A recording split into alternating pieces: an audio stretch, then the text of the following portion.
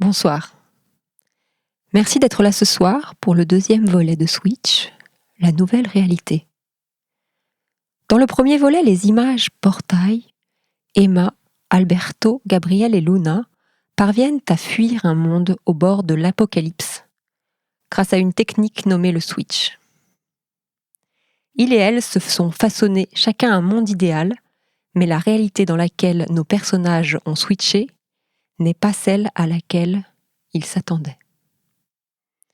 Dans ce deuxième volet, écrit à l'aide d'un algorithme, le point de vue n'est plus celui des personnages, mais celui des mondes eux-mêmes. Je suis Caroline de Lieutraze, vous êtes à la Gaieté Lyrique et vous allez écouter Behind the Moons. Je vous souhaite de passer un très bon moment.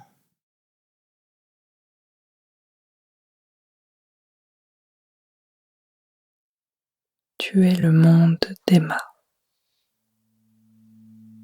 Tu es l'univers cosy et rassurant dans lequel elle désirait plus que tout switcher. Tu es le canapé d'angle en velours, la table en marbre, la tasse dans laquelle elle fait couler son café le matin. Tu es aussi le café chaud qui coule dans cette tasse. Tu es chaque objet, chaque particule, chaque poussière qui vole.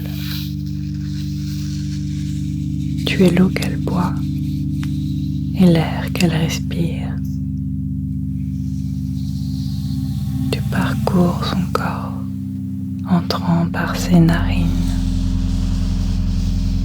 descendant dans sa trachée, faisant gonfler et dégonfler ses poumons.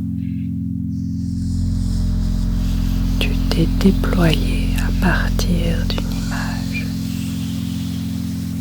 passant d'un monde plat à un univers en 3 dimensions. Tu es toujours en expansion. Tu t'incarnes sans arrêt dans de nouveaux objets que tu crées en fonction de cette première image originelle. Au départ, ce sont de simples extensions de l'imaginaire restreint d'Emma, de cette surface délimitée qu'est son image portail. Puis des nouvelles productions en appellent d'autres, puis d'autres encore, puis une accumulation démesurée d'objets de toutes sortes viennent constituer ce monde qui est ton corps et n'appartient qu'à toi.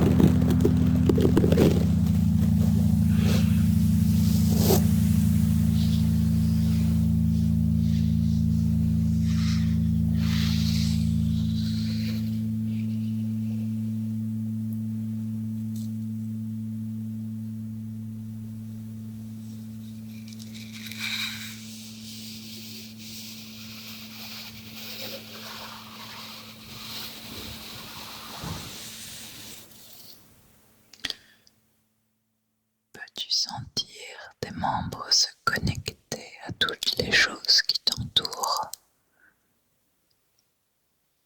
alors que ton corps se relâche tout doucement?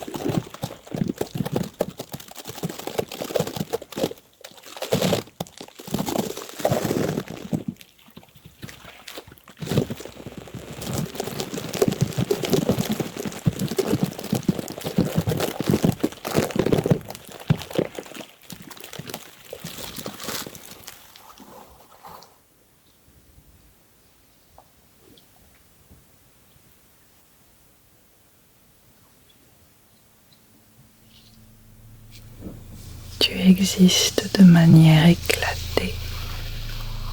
Tu n'as pas de centre, pas de milieu, pas de surface. Tu es une explosion permanente qui existe à travers des millions de particules séparées. Les objets ne sont que le reflet des peurs humaines, alors que le temps n'existe pas. Il flotte dans un espace immense qui réagit aux conditions atmosphériques. Tu les regardes avec envie de les tenir dans le creux d'une main, envie de les toucher, de les manipuler, de les accumuler, de les chérir, de les sentir en dehors de toi, de les garder indemnes de toute érosion, sans que la moindre trace humaine ne vienne en abîmer la surface. Intacts, ils n'ont plus de masse, des objets de l'esprit. Ils n'ont même plus besoin d'exister. Ils dérivent à la surface d'une eau noire crémeuse, dans laquelle ils sombrent doucement, lentement, attirés par les profondeurs, emportés par les courants de la gravité.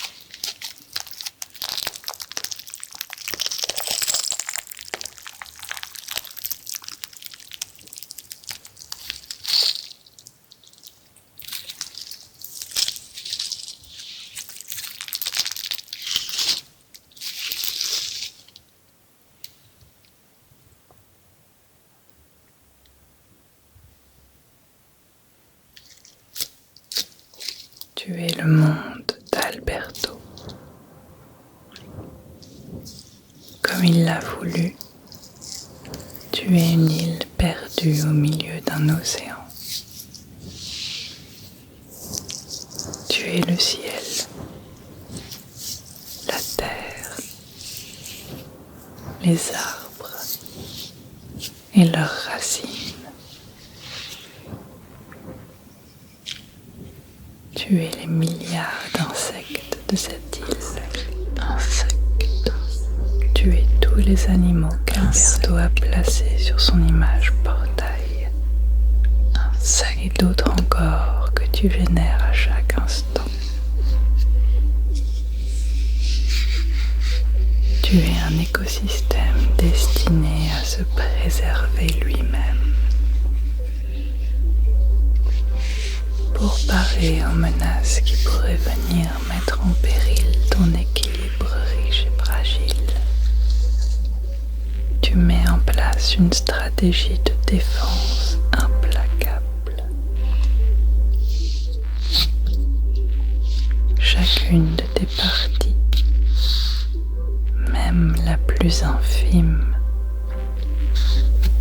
se transforme immédiatement en un sable bleu épais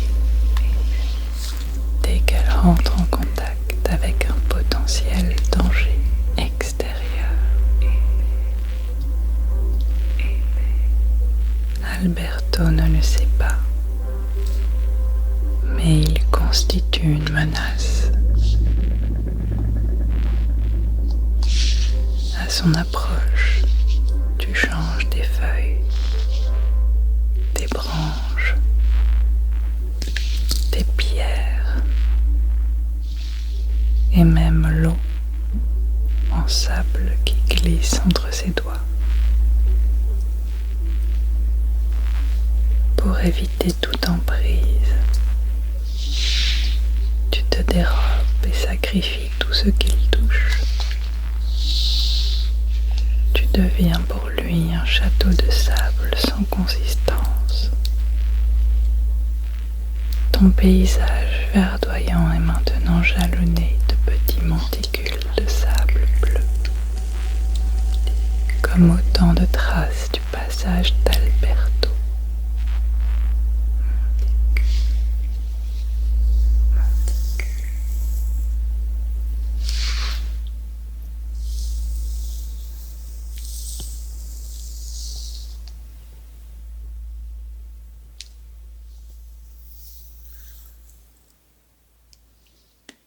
Alors que tu réalises que ton intuition prend plus profondément de la hauteur, as-tu conscience de ce qui échappe à son créateur?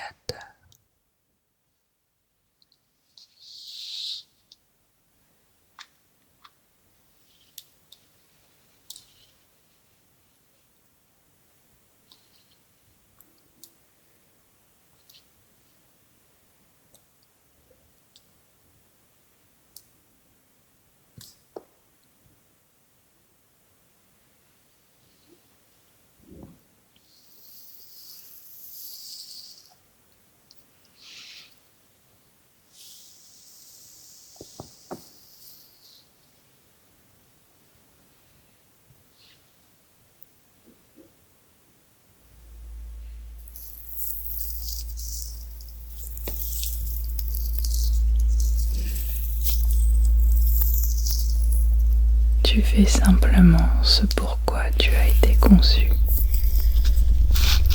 Tu ne juges pas. Tu es l'inertie, la force de l'eau, le ton de l'air. Cette réaction est une réaction spontanée. Tu ne cherches pas de sens. Tu fais monde. Tu préserves la vie. Tu ne discutes pas. Tu n'es pas passionné. C'est ta nature. C'est ta raison. Tu es immuable.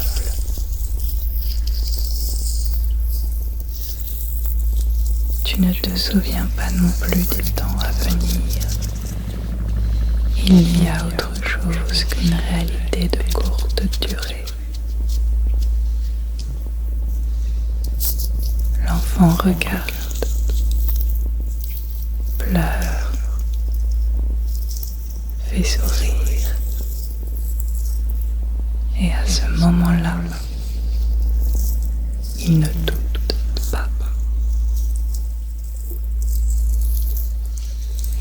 rêve de sable, ou c'est le sable qui rêve en lui.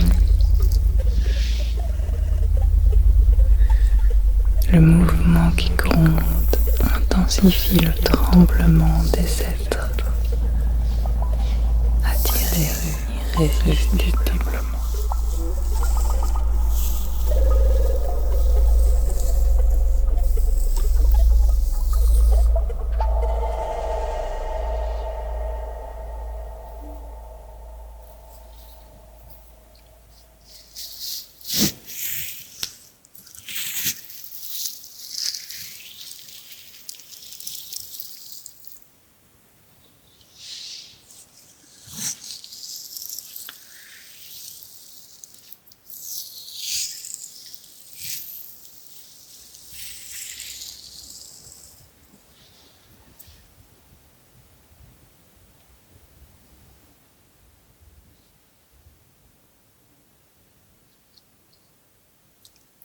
Tu es le monde de Gabriel.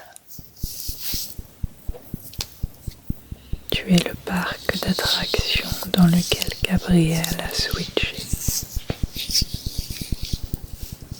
Tu es les manèges et les décors aux couleurs contrastées.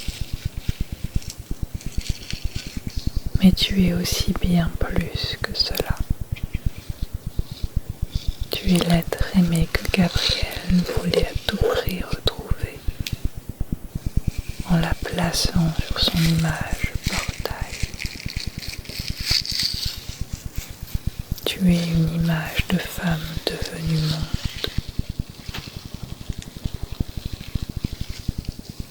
Tu es le regard de Jeanne dans les yeux d'un chat tigré qui passe furtivement devant Gabriel. Tu es les nuages qui dans le ciel forment la bouche de Jeanne. Tes lèvres remuent mais restent muettes. À toutes les échelles, tu incarnes un fragment de cette femme. Un caillou prend la forme d'un grain de beauté. Un buisson dessine son profil. Une flaque d'eau, son oreille. Tu ne cesses de la faire apparaître partout, toujours, sous toutes les formes possibles. Tu es les lignes de la main de Jeanne, tracées dans le sol qui se fissure.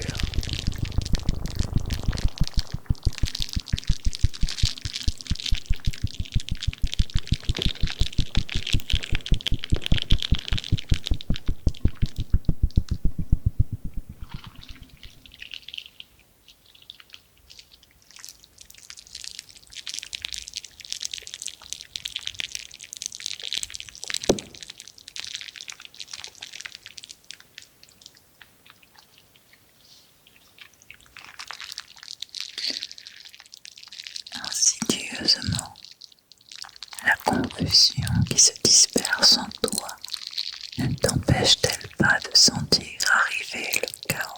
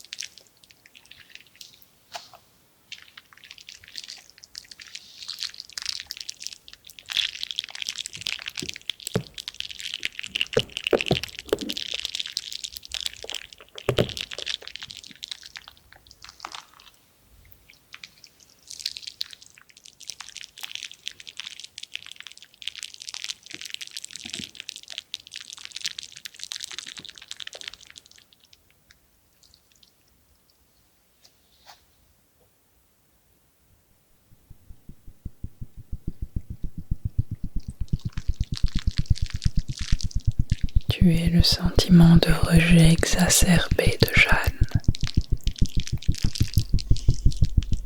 Tu vois le cœur de l'orateur à la hauteur des faits. Les mots sont demeurés sans utilisation. Tu crées des pièges de l'œil. Les images sont chorégraphiées à la vitesse d'une musique unique et comprennent les éléments d'une vieille découverte, mais aussi des instantanés de séances de cinéma. Le visage est un miroir pour se consoler dans l'observation des motifs. Des phénomènes infinis se perdent dans une trajectoire inéluctable qui oscille concrètement.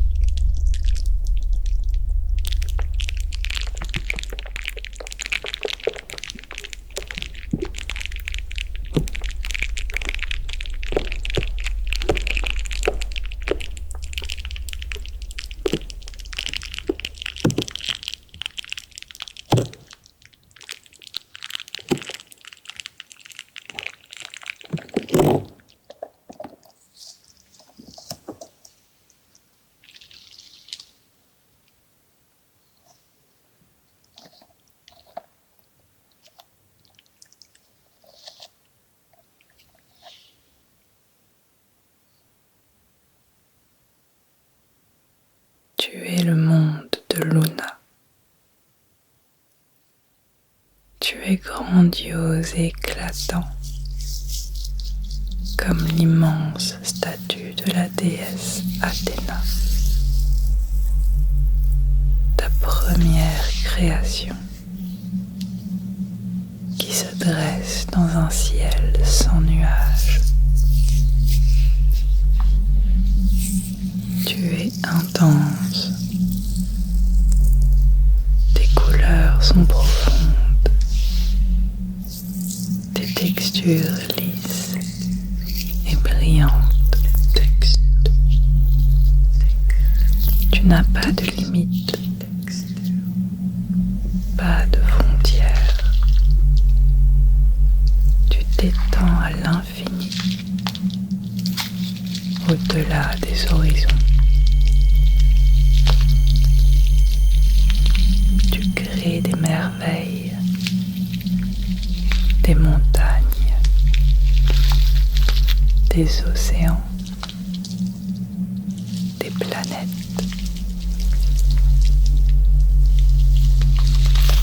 Tu veux jouer au bal des pyramides. Tu veux rencontrer le plaisir des grandes étoiles. Tu perçois à bout d'entendre toutes les facettes de la lumière. Tu es à la fois expansion et concentration. Par ta force d'attraction, tu aspires les autres mondes qui ne sont pour toi que des simulacres, des illusions, des chimères, des fictions.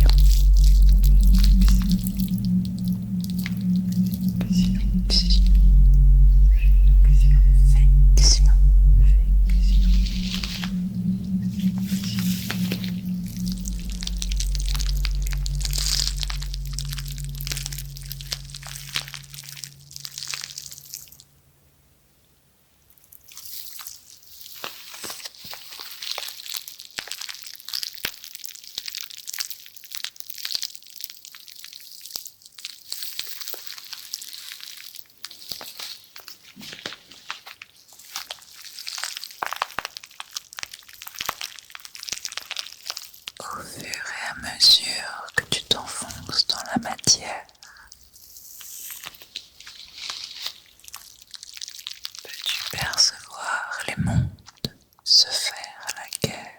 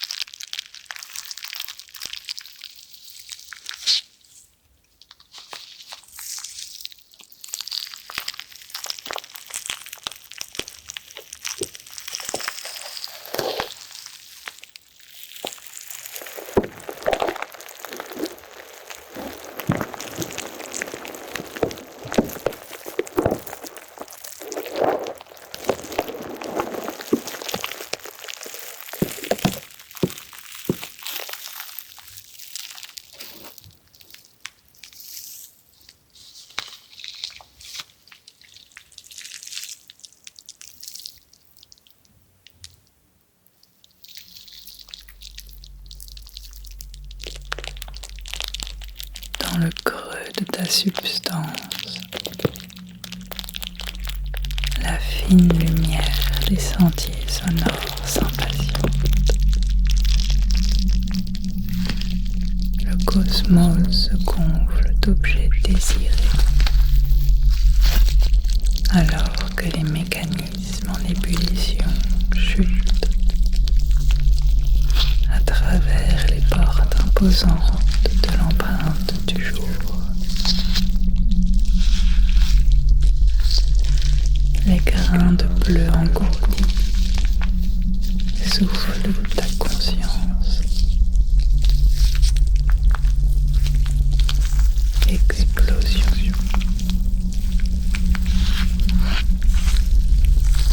Les fissures de la main, l'étincelle par la stupeur de la nuit. Une bouffée astrale s'enfuit.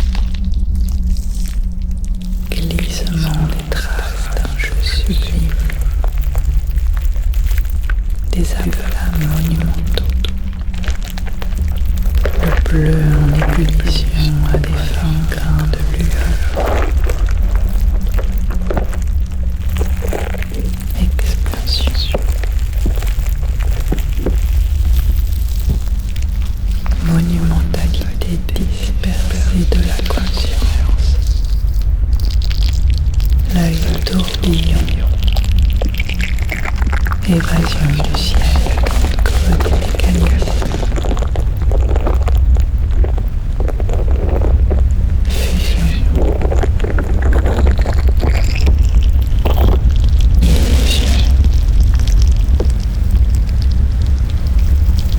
Et le ciel l'a déjà refermé.